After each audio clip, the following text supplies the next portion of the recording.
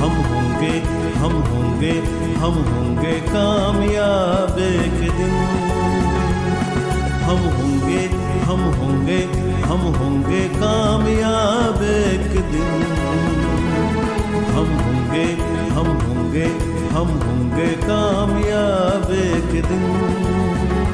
हो मन में है विश्वास, पूरा है विश्वास, मन में है विश्वास, पूरा है विश्वास। हम होंगे हम होंगे हम होंगे कामयाब एक दिन, एक दिन। जब आप मन से आप चलेंगे तो आपका खुद का विकास कर पाओगे। और खुश व्यक्ति ही 2 गुना, क्यों बता रहा हूं, इसका मतलब है देखो, एक दुखी व्यक्ति दूसरे के लिए काम नहीं कर सकता, कभी भी नहीं काम करेगा। अगर दूसरा कितना मैं यहाँ आकर कभी कितना कहूं कि आप काम करो, नहीं काम करोगे। जब तक आपको दिल को एक बात होती नहीं है कि मैं बच्चों के लिए काम करूं, तब तक आप में कोई परिवर्तन नहीं होगा। आपको दिल से सोचना पड़ेगा। इसलिए मैंने आपको बताया कि आपके भाव क्रिएट अच्छे होने चाहिए। अगर आपके भाव अच्छे क्रिएट होते हैं तो आपके विचार अच्छे क्रिएट होंगे। अच्छे विचार क्रिएट होंगे तो आपको कहने की बात नहीं होगी कि आप अध्ययन निष्पत्ति के अनुरूप पढ़ो या बच्चों को अलग अलग तरीके से पढ़ो। आप खुद ही अलग अलग बच्चों को आपका अध्ययन और जो अध्ययन टीचिंग लर्निंग जो प्रोसेस है वो अच्छी तरह से प्रभावी ढंग से, परिणामकारक ढंग से कर पाएंगे। ये बताने का, खुशी का मतलब बताने का यही कारण है कि जब खुश व्यक्ति ही 2 गुना ढंग से बच्चों के लिए काम कर सकता है। देखो, हमारा हर दिन एक उत्सव होना अपेक्षित है, वैसा होता नहीं है। देखो, हमारा लर्निंग टीचिंग लर्निंग जो प्रोसेस है, कितने लोगों को लगता है वो उत्सव है? अगर उत्सव करने के लिए खुद को खुश होना पड़ेगा। और खुश व्यक्ति बहुत अलग अलग है, उसको कहना नहीं पड़ेगा कि खुश व्यक्ति आराम से वो आज एक अध्ययन पद्धति का फॉलो करता है ना, तो 100% कल वो अलग लाएगा, कुछ तो भी परसों कुछ अलग लाएगा, कुछ तो भी नया लाएगा अपने जीवन में। अगर आपने टीचिंग लर्निंग प्रोसेस में वो अलग अलग बातें, नई नई बातें अगर बच्चों के सामने प्रयास करता है तो हमारा एजुकेशन नया हो सकता है। हम हमेशा कहते हैं कि हमारा एजुकेशन नया होना चाहिए, है ना, मॉडर्न होना चाहिए। हमने बच्चों के सामने अलग अलग प्रकार से बचना सीखना। इसलिए मैं कह रहा हूं कि ये सिलेबस, ये बुक्स, ये जॉब, ये स्कूल का टाइम, ये सारी फॉर्मेलिटीज है। इसमें हम बंदे नहीं रह सकते हैं और रहना भी नहीं चाहिए। और जो टीचर होते हैं ना, मराठी में बोलते हैं हड़ा मासा था शिक्षक, वो इन चीजों में बंदा नहीं रह सकता, नहीं बना जा सकता। तो ये सारी सोच एक शिक्षक के तौर पर आपकी होनी चाहिए। आप ही आपके स्कूल में, क्लास में जो बच्चे पढ़ रहे हैं उसके माता पिता है। भले ही बायोलॉजिकल नहीं, लेकिन उसको एक अच्छा इंसान जन्म दिया है इंसान के तौर पर उसके माँ बाप ने, लेकिन हमें उसको इंसान बनाना है।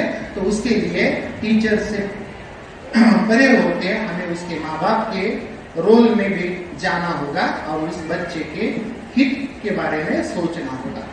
फिर अपने आप बहुत सारी चीजें सूझने लगेगी कि हमें क्या करना है, हमें क्या करना है। और आपको ही, आपके ही अंदर से उस सवाल के जवाब मिलते जाएंगे और आप वो चीजें करते जाएंगे, बच्चे पढ़ते जाएंगे, कारवां बनता जाएगा। तो इस कॉन्टेक्स्ट में हमें सोचना है।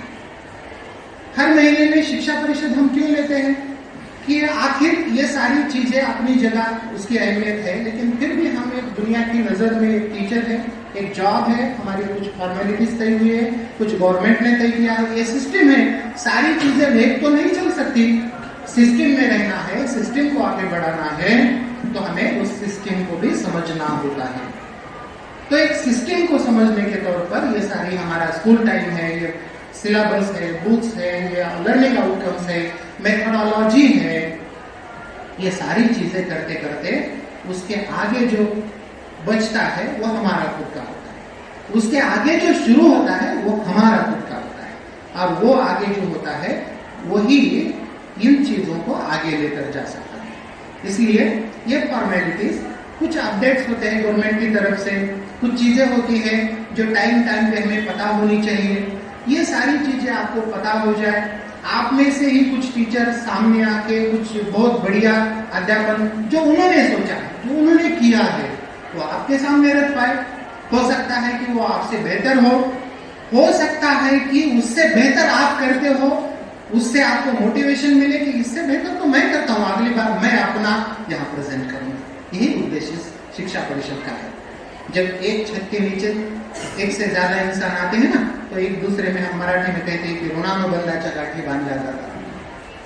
ये जो रिलेशंस है ना, ये रिलेशंस बढ़ते हैं, तैयार होते हैं इंसानों के बीच में।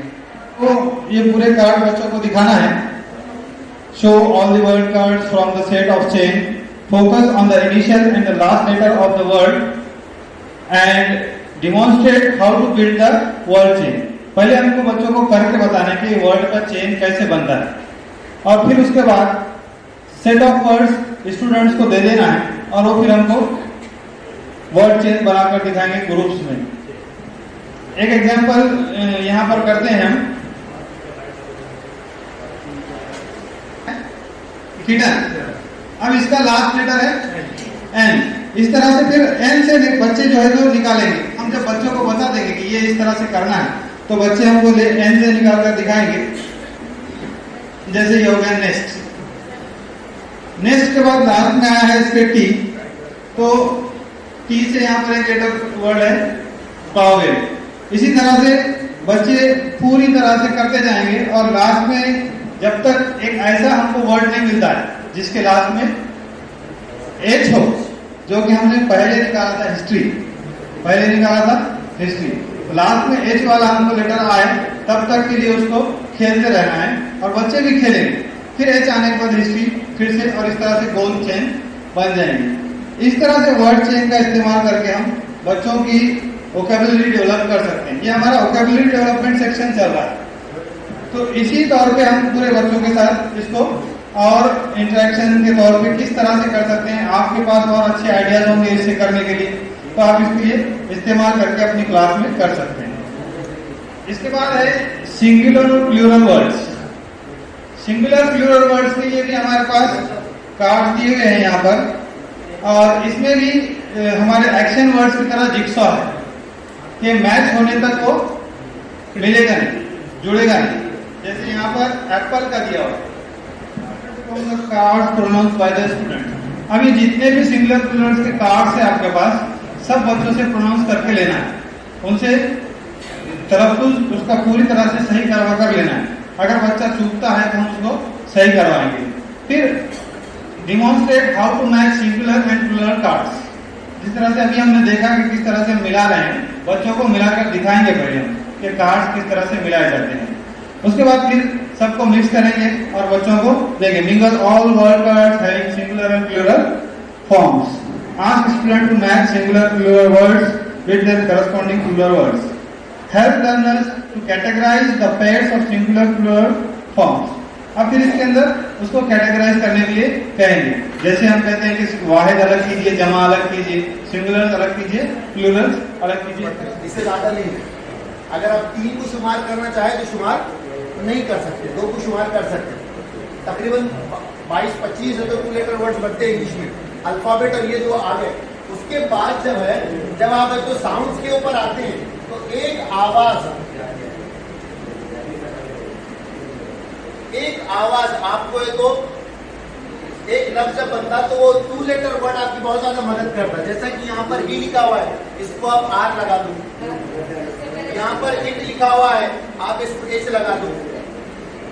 हाँ, यहाँ पर तो नो लिखा हुआ है, इसको आप टी लगा दो।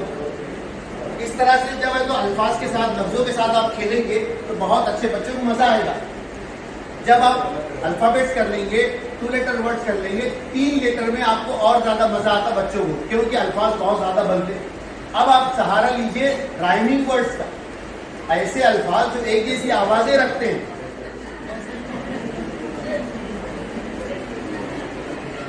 अब मेरे को कुछ बोलेंगे, मजा आएगा, मतलब क्या हुआ, एक तरफ मेरे पूरे बॉल खत्म हो गए।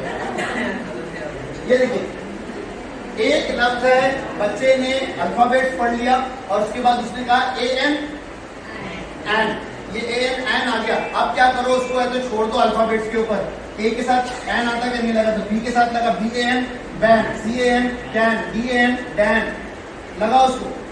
इस तरह से बच्चा ये पढ़ लेता है। उसमें कुछ बेमायने अल्फाज बनेंगे, कुछ बामाने बनेंगे, मगर बच्चे को समझ में आ जाता है कि कौन से लफ्ज सी की आवाज क की निकलती। CAN सैन नहीं पड़ेगा वो। जब उसको प्रैक्टिस कराएंगे आप तो उसको समझ में आएगा बी की आवाज क्यों निकलती है, बी की आवाज वो निकलती है, बी की आवाज वो निकलती है। ये आप इस तरह से प्रैक्टिस करो और इसके बाद आप क्या करो, बच्चे को ये आपको, ये कितने दिन का सफर है ये पूरा, ये आप अपनी क्लास में ले रहे हैं। आपकी क्लास, आपके बच्चे कितना है आपको पता है। आपने अल्फाबेट्स लिए, आपने 2 लेटर वर्ड्स लिए, आपने 3 लेटर वर्ड्स लिए और उसके बाद आप साथ में राइमिंग के साथ आ गए। इतने पूरे प्रोसेस को आपके हिसाब से कितने दिन लगना?